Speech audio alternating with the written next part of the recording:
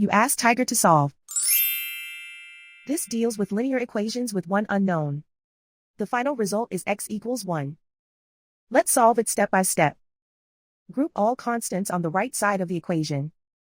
Subtract 4/5 from both sides. Combine the fractions.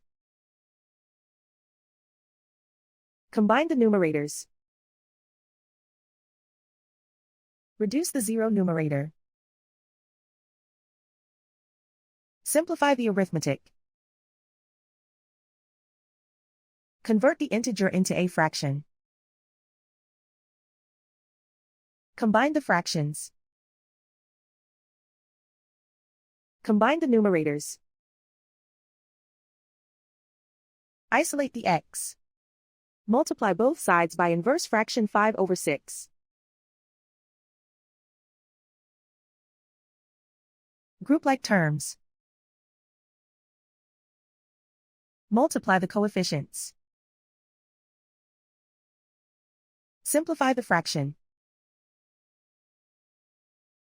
Multiply the fractions.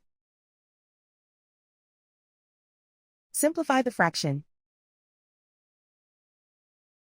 And so the final result is x equals 1.